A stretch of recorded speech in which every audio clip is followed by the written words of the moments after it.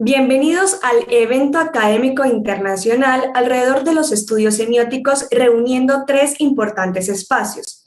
El segundo encuentro internacional de investigadores de carrera temprana IAS-AIS, el 10º Congreso Internacional de Semiótica de Colombia ASC, el coloquio 30 años máster en semiótica WIS.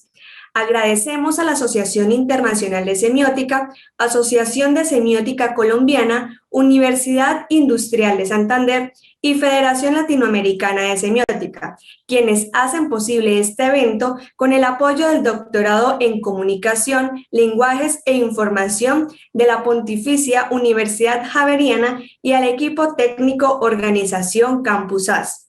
Recuerden que estamos en vivo a través del Facebook Live Escuela de Idiomas WIS y en YouTube por el canal Café con Letras. A todos quienes se conectan, pueden participar activamente dejando sus preguntas en el chat de la transmisión.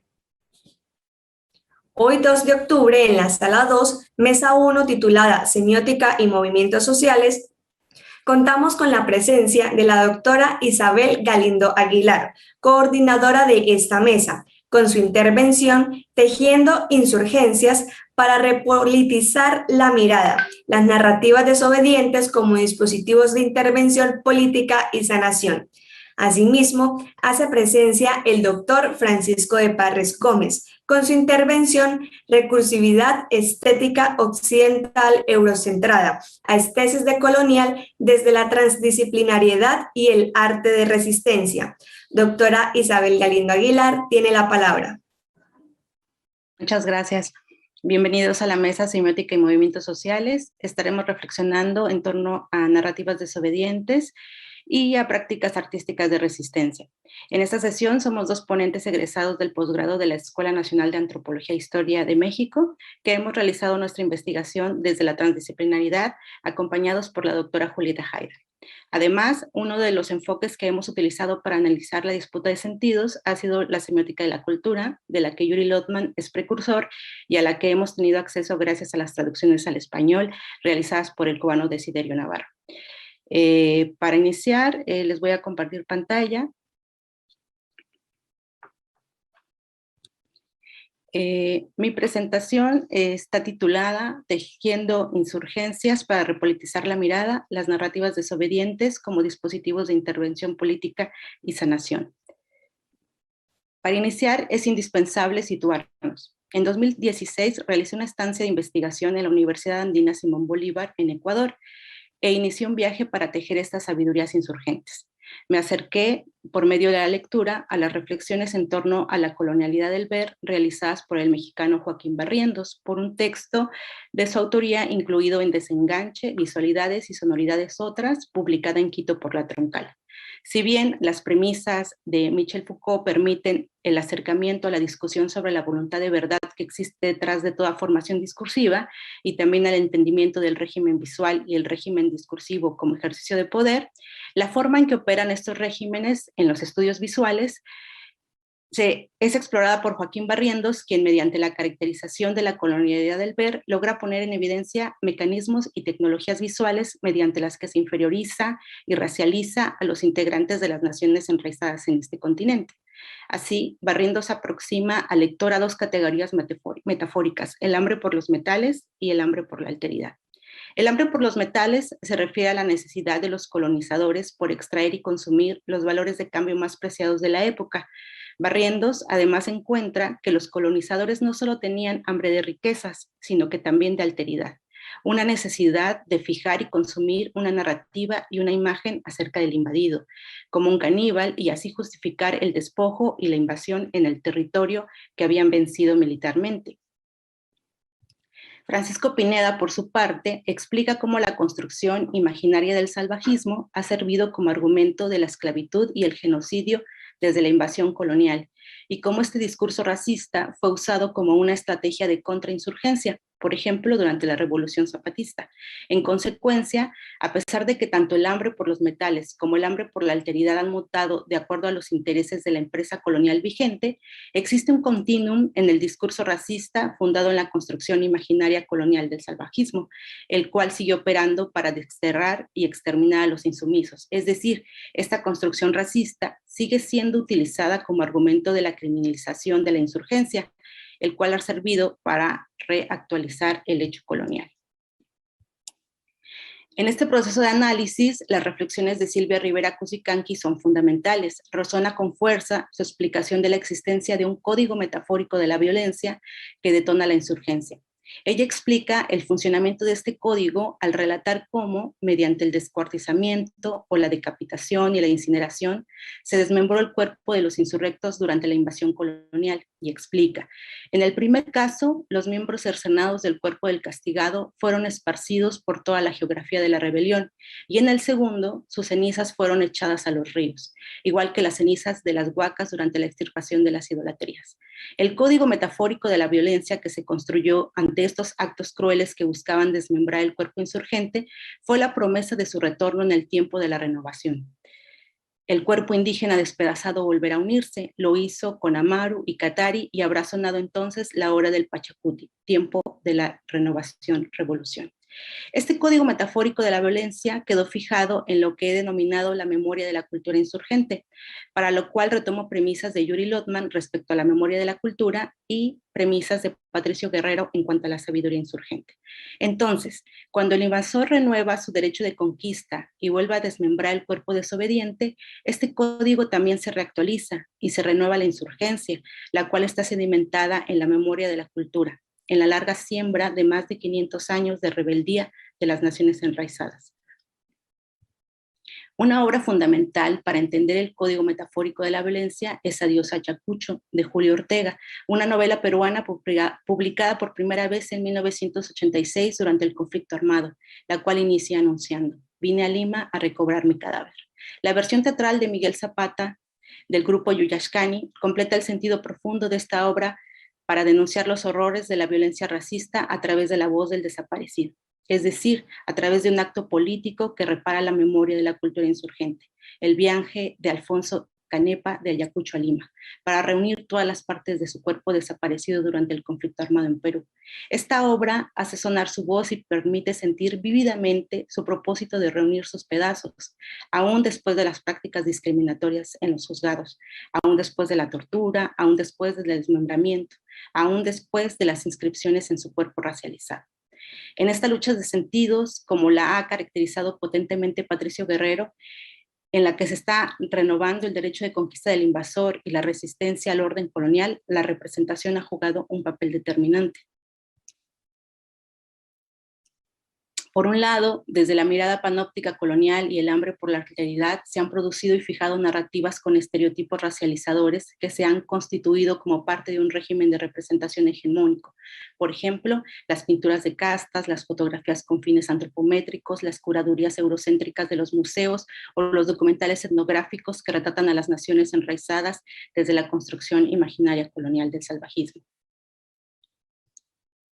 Por otro lado, desde la mirada enraizada, se han construido narrativas desobedientes que buscan subvertir lo que Adolfo Albán ha definido como visibilización negativa, narrativas que también logran amplificar las experiencias silenciadas en términos de Santiago Arboleda, de estas naciones enraizadas.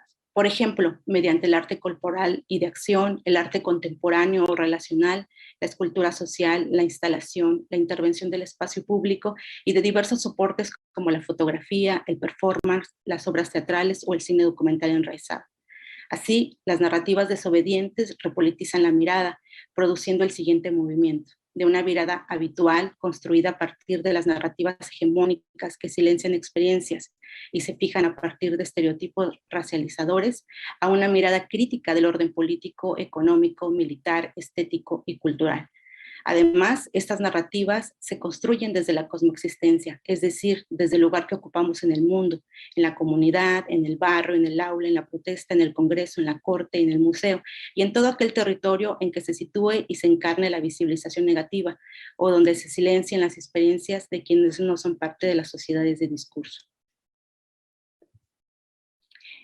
En Solo para Ojos Indígenas, Michael Yellowbeard motiva a los lectores a no olvidar cómo nombraron el mundo sus ancestros. Para Yellowbeard, recuperar el sentido es un paso indispensable para iniciar un proceso de descolonización, y es que la práctica de nombrar desde la propia cosmoexistencia tiene importantes implicaciones en la disputa de sentidos, pues posibilita prácticas creativas, reflexivas, con las cuales repolitizar la mirada.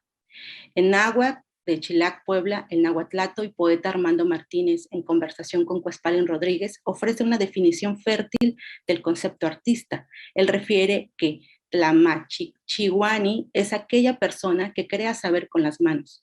La construcción de sentido con relación al concepto artista en náhuatl permite un acercamiento a la reflexión de Benvenuto Chabajay, quien explica que en maya sutujil no existe la palabra arte, y agrega: para mí, el arte es una forma de sanar una herida, digamos desde la teoría, una herida colonial o el lado oscuro del occidente. En Sutujil, un pintor, un médico, un enfermero o un curandero se dice lo mismo, que es cunané, curandero, sanador. Es así como Chabajay ofrece desde su idioma una ruta navegable sobre una de las funciones de la producción creativa: curar. Por otro lado, Elkin Rubiano reflexiona en torno a lo que él ha denominado el poder del arte para la construcción del tejido social, es decir, la curación, destacando estas tres categorías de la curación como forma política del arte. Y él dice: crear con la comunidad, o arte colaborativo, crear una comunidad, estética relacional, o crear para la comunidad, arte comunitario o plástica social. En estas prácticas semiótico-discursivas, el artista curandero busca reconfigurar a la comunidad. Él describe: a partir del lazo social construido por el arte, el cual hace parte del giro antropológico del arte, que no fija tanto su atención en los aspectos formales de la producción artística, sino, y cito, en su efectividad en el plano de lo real, el impacto en una comunidad, en la formación de ciudadanos, en la inserción de población en conflicto, en la construcción de memoria, etc. Wilder Ramos, artista peruano, integrante del colectivo Cholo, por su parte, se centra en las prácticas artísticas relacionales, lo que él define como aquellas que generarían participación, inclusión, comunicación y reflexión desde una experiencia compartida, para indagar en el poder reparador y restaurador de afectos sociales o sensibilidades perdidas, como las funciones sanadoras, simbólicas del artista curandero. El artista curandero, entonces, es aquel que tiene una mirada encarnada, es decir, una mirada que proviene de experiencias que atraviesan el cuerpo del artista, pues está íntimamente relacionado con su entorno y tiene una perspectiva política emancipadora que busca impactar en la vida cotidiana de la comunidad a la que él ya pertenece. Desde esta mirada encarnada, las prácticas de representación insurgente se movilizan a partir de rupturas insumisas. Entonces, el concepto estética ya no puede entenderse en esta disputa simbólica sin reflexionar en torno a su dimensión política, su dimensión sagrada y su dimensión cultural. Como se detalla en Curando nos curamos, publicación que nos permite acercarnos a una conversación entre el cineasta mapuche Francisco Huichaqueo, la curadora Amalia Córdoba y el comunicador guayú David Hernández Palmar, quienes a través del trabajo de la curaduría han encontrado la forma de visualizar otras narrativas en el cine y los museos.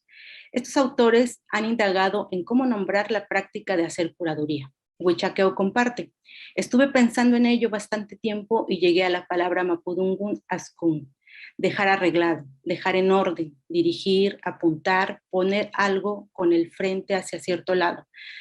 Para mí la figura del curador es la del que ordena con sabiduría y espiritualidad. En estos términos, el trabajo de curaduría se convierte en una práctica creativa que tiene una dimensión estética, una dimensión política, una dimensión cultural y también una dimensión sagrada, desde las cuales el artista curandero crea saberes con las manos para restaurar lo que Wilder Ramos definió como los afectos sociales o las sensibilidades perdidas.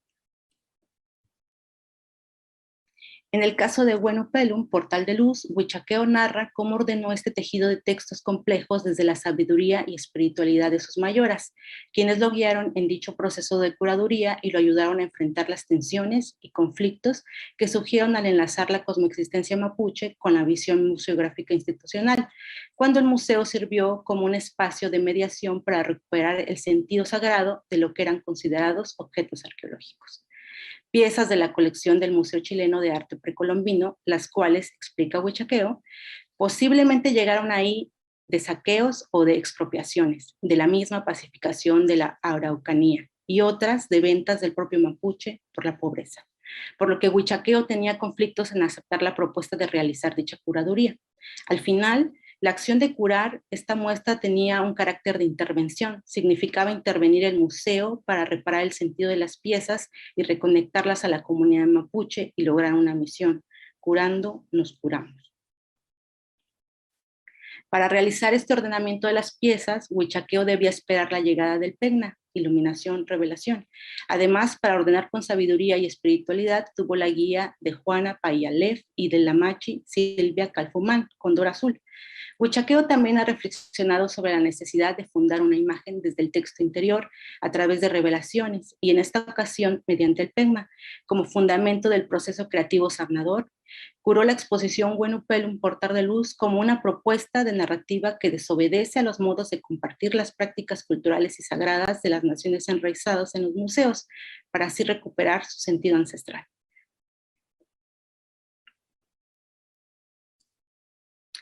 En el proceso de revelación, Bueno Pelum moviliza los sentidos, representa lo sagrado como algo vivo, la indumentaria mapuche, las máscaras talladas en madera, el barro en forma de jarros, la plata moldeada y una diversidad de materialidades son suspendidas. Dialogan en un espacio de encuentro, una unitas multiplex en términos de Edgar Morán, en la que múltiples textos logran condensar el sentido de la unidad en la diversidad, la imagen como altar. Muchas gracias por su atención.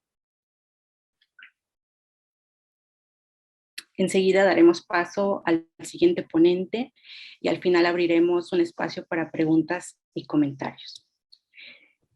Hasta ahora hemos planteado la importancia de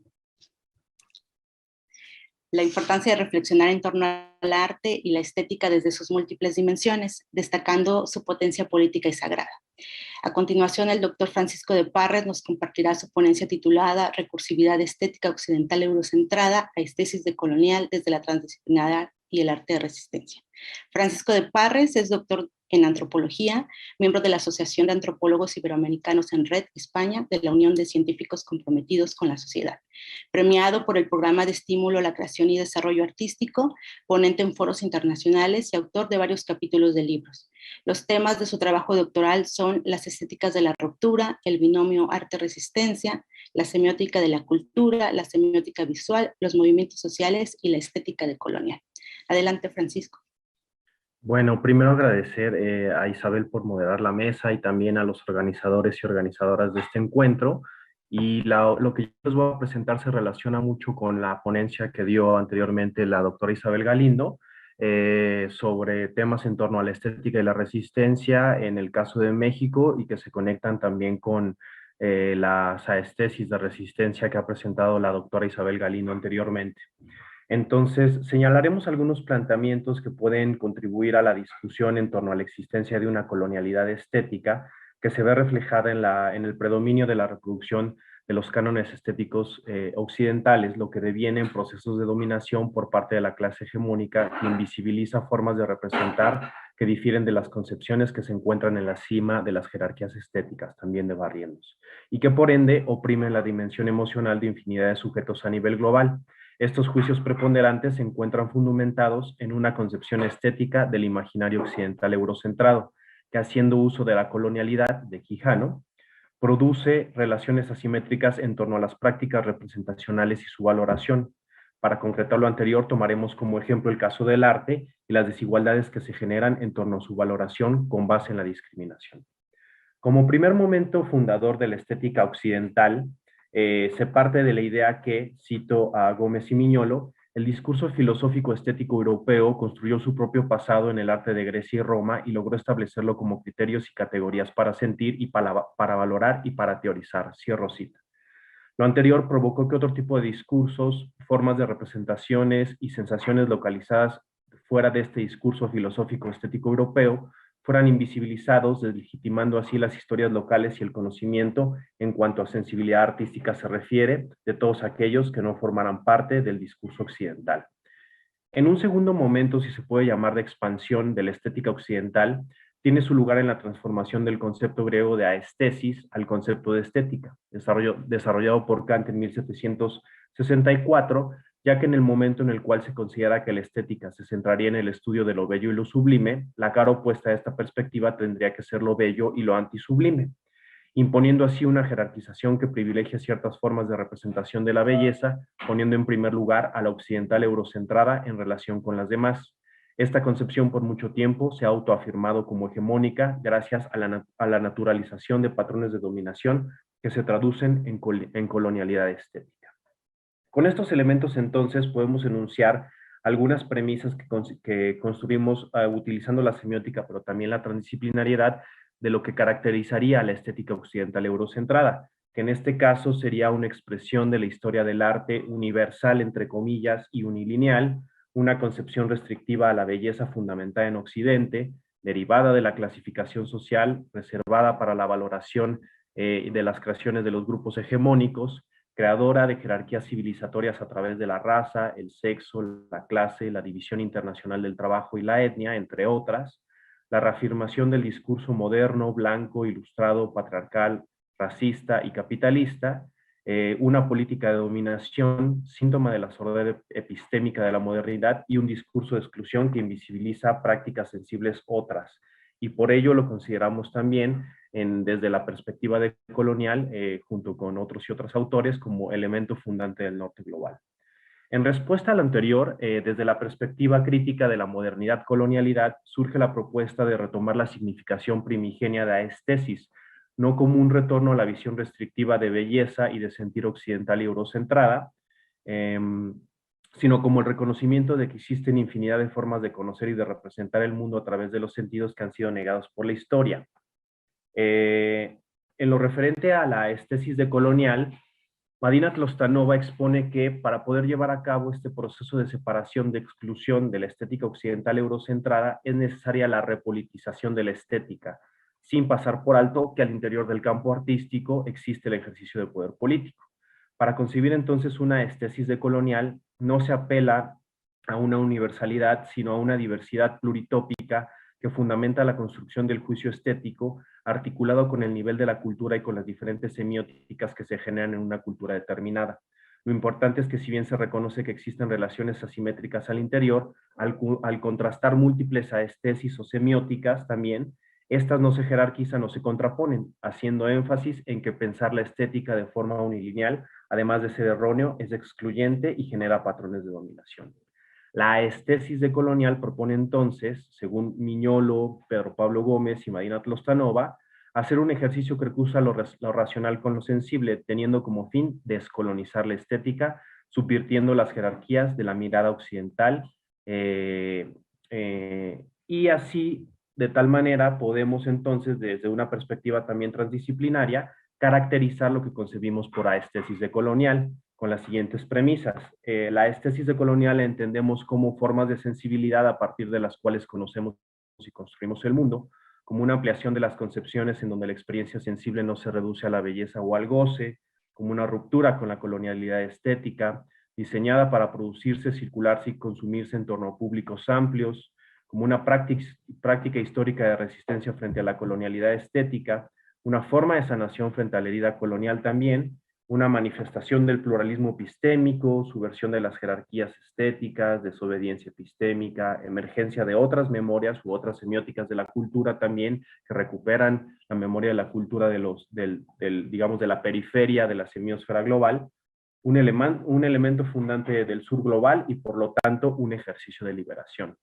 Para el caso específico de cómo lo anterior se ha materializado en el arte, Al ser una práctica de ruptura, según Bolívar Echeverría, en todos los casos este se encuentra en relación con la política, ya que como toda práctica tiene implícito el ejercicio de poder, por lo tanto se generan tensiones en búsqueda de la legitimidad de los discursos, ¿no? Como sociedad del discurso.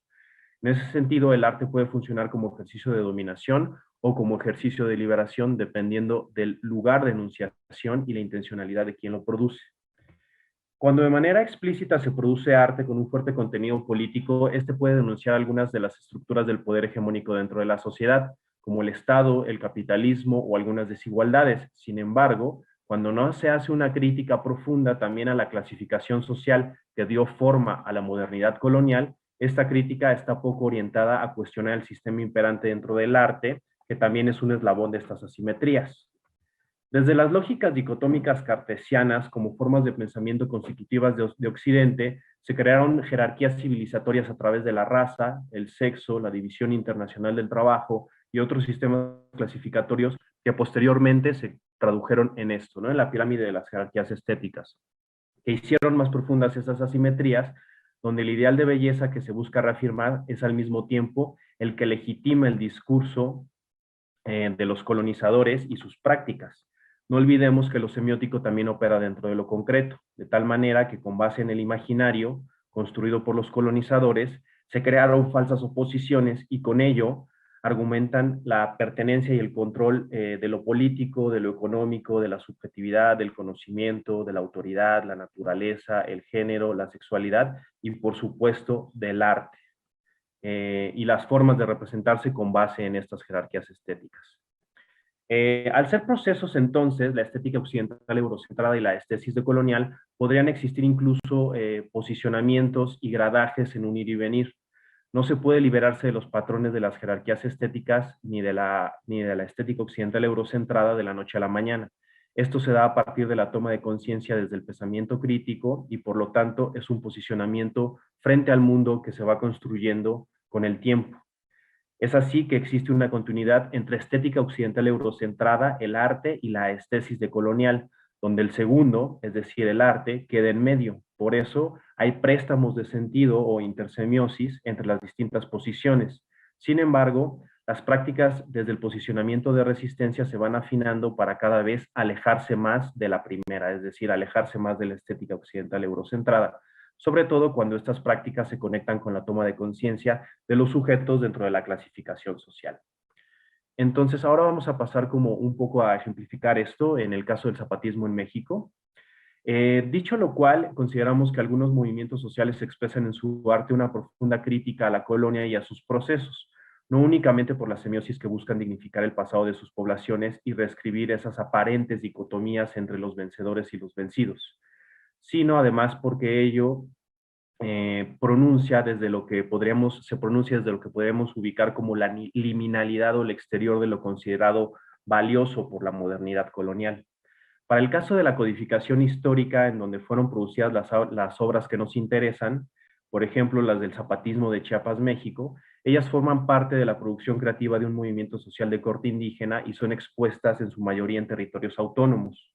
Eso las presenta como opciones para construir circuitos de arte y emociones periféricas al orden hegemónico, acciones que posibilitan la creación de puntos de encuentro desde el arte para muchos otros movimientos sociales que se hallan luchando contra las condiciones de despojo neoliberal y capitalismo en su fase de acumulación por desposesión militarizada a nivel mundial.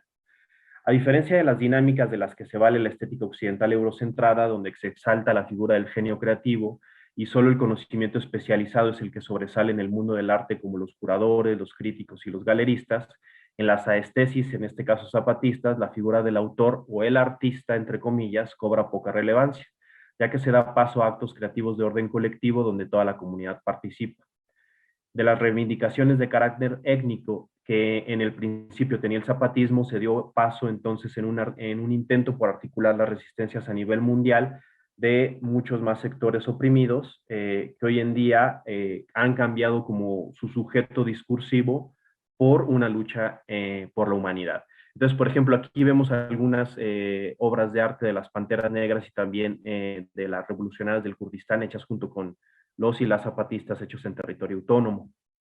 El 2 de mayo del 2021 inició lo que es la Travesía por la Vida, que es una nueva etapa en el zapatismo, donde se dará la vuelta al mundo a partir de un barco que le llamaron La Montaña y donde cruzaron el Atlántico, una primera delegación llamada el Escuadrón 421, compuesta por 4 mujeres, 2 hombres y una compañera Otroa, que representa las diversidades sexuales. En ese sentido, antes de este viaje hicieron 4 cayucos o barcos que cuentan con símbolos retrospectivos, perspectivos y prospectivos. Y en palabras de los y las zapatistas, estos cayucos representan el primero y el más grande, la cultura como pueblo originario de raíz maya, dentro del cual se pueden guardar los 3 restantes. El segundo es la etapa de la clandestinidad y el alzamiento. El tercero es el de la autonomía, que es un homenaje a nuestros pueblos y nuestras regiones y zonas en rebeldía y resistencia que se han levantado y levantan la autonomía zapatista. Y la etapa de la infancia es el más pequeño que cabe en los otros más grandes. Lo fundamental en este caso es que además de las ideas del movimiento indígena, han logrado permear o conformar comunidades de práctica que se traducen en otra serie de iniciativas que involucran muchas más actividades y sujetos, las cuales van desde cooperativas económicas, nuevas formas de producción, circulación y consumo, medios de comunicación alternativos, formas plurales de hacer arte, y se conectan con otras luchas como las del movimiento migrante, los desaparecidos, las demandas sindicales, y hasta los movimientos internacionalistas. Entonces, después de la delegación que salió en barco, salió una delegación aérea compuesta por 177 hombres y mujeres zapatistas hacia Europa, en lo que se denominó la Delegación Aérea Zapatista o la Extemporánea, como bien les llamó racistamente el Estado mexicano, y aquí son algunas imágenes de hace unos días del aeropuerto donde salieron. Y esta es la Travesía por la Vida, capítulo Europa. Iniciaron por Europa, pero darán toda la vuelta al mundo y renombraron a Europa como Slumil Kashenkop, o que quiere decir tierra insumisa, tierra que no se vende, tierra que no se desmaya. Y aquí podemos ver algunos eventos, en todos estos, no en todos estos se representa el arte, pero algunos de los encuentros que ya han podido tener en esas geografías, como la denuncia de la brutalidad policíaca y crímenes de Estado en Francia, o la marcha No nos conquistaron del 13 de agosto, 500 años después, en Madrid, también un campamento por la vida en Basilea, en Suiza, un encuentro también en Viena con el YPG, que son Unidades de Protección Popular del Kurdistán, o una marcha en contra de los feminicidios en Austria junto con mujeres somalíes, y también reuniones con el pueblo sami en contra del tren transártico en Finlandia, que también está amenazando sus territorios.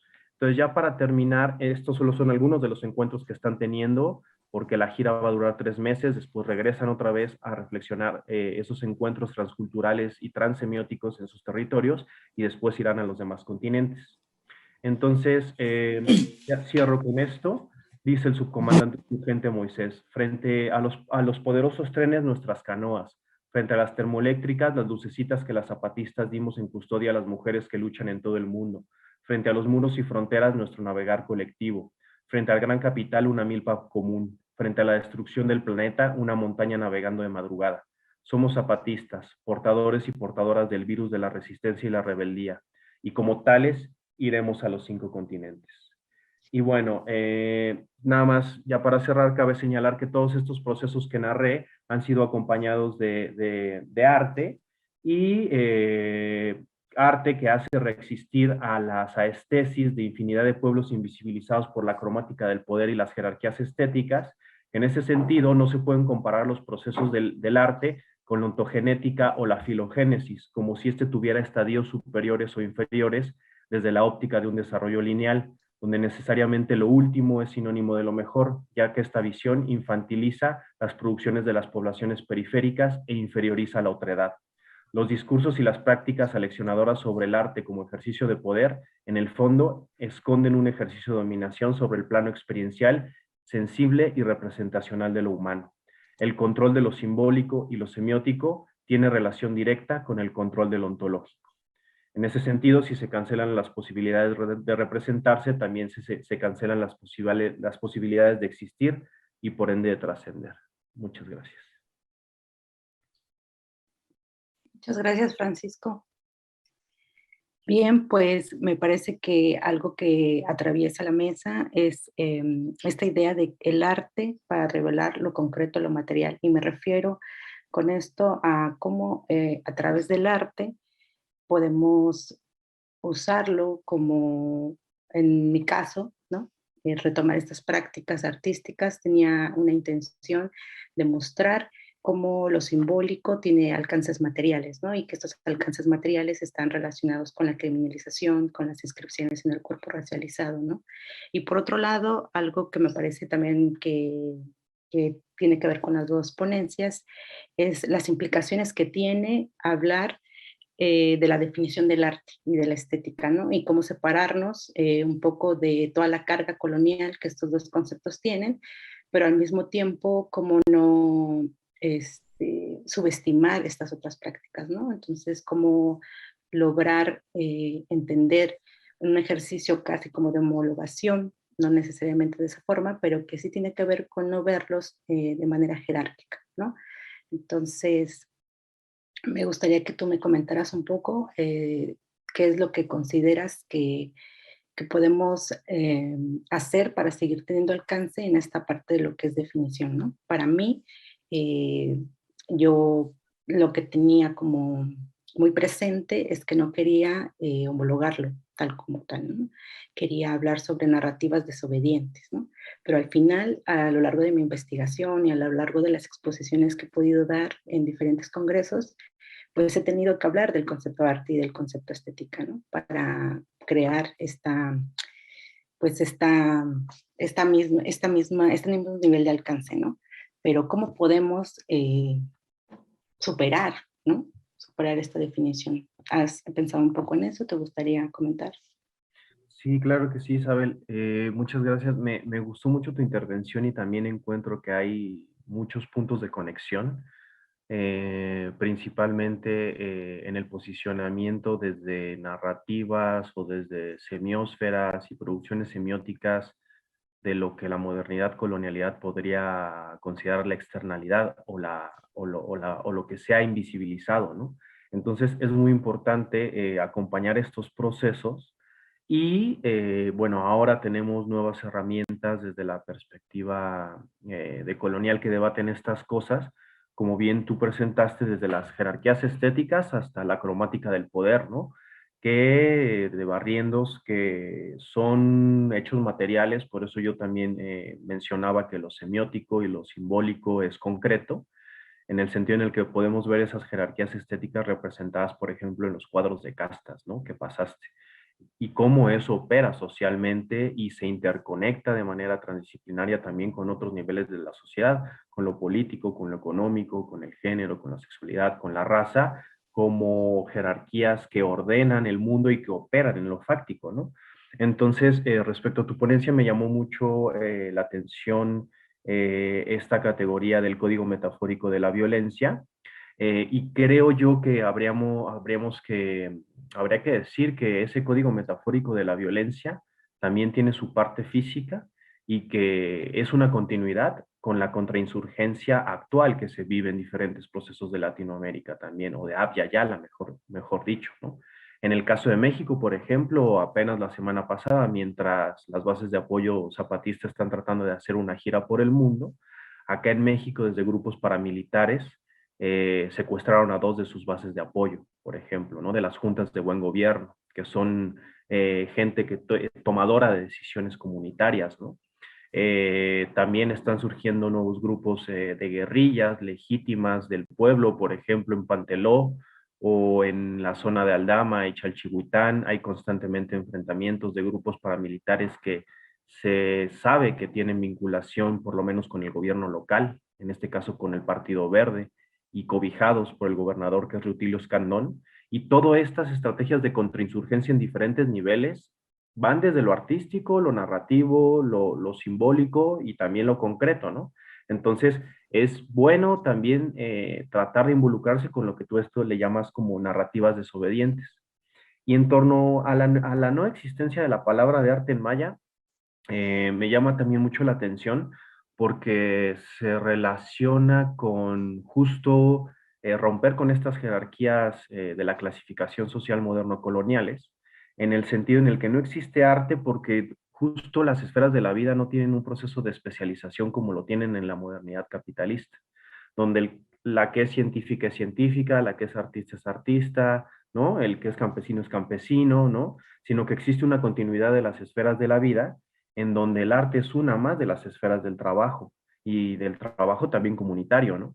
Entonces me llama la atención, por ejemplo, el testimonio que presenta Francisco Huichaqueo o también en el rastreo que tú hiciste en tus investigaciones, porque yo también encontré que no existe esa palabra arte, sin embargo tenemos que hacer esa traducción, ¿no? En términos de análisis del discurso, de lingüística y de semiótica, para poder traducir esa creatividad. Y lo que me llamó la atención un poco, como pregunta concreta en tu caso, es que tú te posicionas un poco desde las estéticas relacionales que entiendo son de Nicolás Bourriaud. Y te preguntaría por qué no has recuperado, o si sí lo has hecho, pero en esta ponencia no se reflejó, específicamente la estesis de colonial, que creo que no es llamarle arte, pero son procesos creativos más amplios como procesos. Gracias, Francisco. Sí, justamente creo que esa parte es muy problemática porque incluso después de un largo seguimiento o de haber realizado la investigación desde esta perspectiva de la decolonialidad, yo encontraba como que justo porque estoy trabajando prácticas artísticas o prácticas creativas, era muy importante tomar en cuenta que parte de lo teórico que tiene que ver con decolonialidad no necesariamente se puede traducir a la práctica artística, ¿no? Entonces, en ese sentido, lo que yo observé o lo que me entusiasmaba más era trabajar con narrativas que más que decoloniales son anticoloniales, ¿no? Entonces, yo planteaba en este ejercicio de investigación doctoral, justamente que por un lado está este ejercicio teórico de la decolonialidad, pero quienes hacen estas prácticas no necesariamente están pensando desde esa clave, ¿no? Sino que más bien la colonización nos ha atravesado a todos y en estas prácticas artísticas ellos más bien nosotros podríamos ver más bien que haya ahí un ejercicio de anticolonialidad, ¿no? Entonces, ya lo comentaba un poco también Joaquín Barrientos, que justo no se puede hablar de un arte colonial o que incluso él veía problemas en hablar de mirada decolonial, ¿no? Que podríamos un poco estar banalizando un poco lo que significa la decolonialidad, ¿no? Entonces, yo tenía como muy preciso que incluso los autores que podría considerarse decoloniales con los que yo trabajé en el texto tenían que ver con que habían sido también atravesados por la colonialidad, ¿no? Que pertenecían a pueblos denominados originarios o indígenas, como querramos denominar, o afrodescendientes, ¿no? Entonces, que justo porque la colonialidad los ha atravesado en el cuerpo, porque han sido racializados, ese ejercicio de reflexión teórica tenía algo muy potente, ¿no? Que es algo encarnado. Entonces, justo por eso no trabajé alrededor de la idea de la estesis decolonial, a pesar de que me parece que es un aporte muy significativo y muy importante, pero yo sentía como más ese empuje o esa fuerza desde justo las premisas que trabaja Silvia Rivera Cusicanqui, ¿no? Entonces, que ella se posiciona desde la sociología de la imagen y a mí me parecía muy poderoso, ¿no? Que parte esencial de ese ejercicio de sociología de la imagen, del que ella hace talleres, tiene que ver con que hagamos ajeno lo que ya es parte de nuestra cotidianidad, ¿no? Entonces, yo como perteneciente a un pueblo originario, primera generación nacida en la Ciudad de México, pues me cruza eso, ¿no? Entonces hay una encarnación de la racialización, pero al mismo tiempo también hay una idea desde la periferia, ¿no? Por haber crecido en la periferia de la Ciudad de México, ¿no? Entonces, esa mirada en disputa de la que habla Silvia se me hacía como más próxima, ¿no? Que pensar desde una clave de estesis de colonial, sino más bien en esta idea de la anticolonialidad, ¿no?